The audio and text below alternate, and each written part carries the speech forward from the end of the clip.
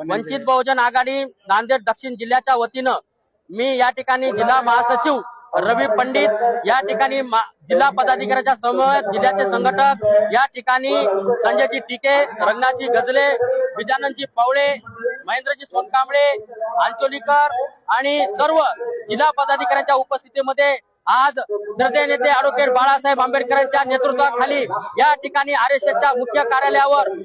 जन आक्रोश मोर्चाच्या माध्यमातून जबाबदोता आंदोलन या ठिकाणी करताना आम्ही सहभागी होत आहोत। ज्या पद्धतीनं एप्स्टीन फाईल मध्ये नरेंद्र मोदी आणि त्यांच्या सहकाऱ्यांची मित्रांचे नाव आलेले आहेत, त्या मित्रावर कारवाई होताना दिसत आहे, परंतु सर्वोच्च पदावर असताना नरेंद्र मोदी यांच्यावर कसल्याच पद्धतीचं मोहन भागवत आणि त्यांच्या आरएसएस करत नाहीये। त्यांनी देशाचे ध्येय धोरण या गुलामीच्या वाटचालीकडे अमेरिकेकडे घाण ठेवल्याचं दिसत आहे। या भारत देशाचे सर्व अधिकार ते अमेरिकेच्या राष्ट्राधिकार वापरताना पाहताना मिळत आहेत। एकीकडे देशामध्ये तेलाचा तुटवडा, पेट्रोलचा तुटवडा, गॅसचा तुटवडा हे भ्रमिक वातावरण या देशामध्ये निर्माण करत आहे। भारत हा कृषी प्रधान देश आणि लोकशाही प्रधान देश असलेला देश आहे, परंतु लोकशाहीचा देश आता हुकुमशाहीकडे जातो की काय अशा पद्धतीचे या देशामध्ये वातावरण निर्माण झालेलं आहे। परंतु या ठिकाणी श्रद्धेय नेते ॲडव्होकेट बाळासाहेब आंबेडकरांनी या इतिहासामध्ये पहिल्यांदा आरएसएसच्या मुख्य कार्यालय मोहन भागवतांना जबाबदोच्या माध्यमातून या ठिकाणी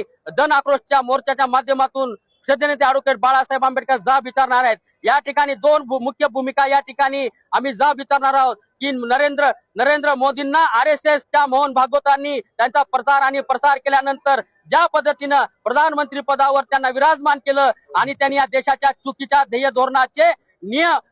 धोरण राबवत असताना दिसत आहेत आणि आरएसएसचे मोहन भागवत आणि आरएसएसचे हाफ चड्डीवाले मुख गिळून बसतेत आहेत आणि या एकीकडे देश गुलामीच्या दिशेकडे वाटचाल करत आहेत। अशा या चुकीच्या ध्येय धोरणाच्या विरोधामध्ये वंचित बहुजन आघाडीच्या वतीनं या ठिकाणी जन आक्रोश मोर्चाचं आयोजन केलेलं आहे। प्रचंड मोठा जनतेमध्ये आक्रोश आहे, भारतातल्या जनमानसामध्ये प्रचंड मोठा आक्रोश आहे की एप्स्टीन फाईल मध्ये नरेंद्र मोदीचं नाव आल्यामुळे त्यांना राजीनामा द्यावा, हीच जनतेच्या वतीनं आणि वंचित बहुजन आघाडीच्या वतीनं ही प्रमुख मागणी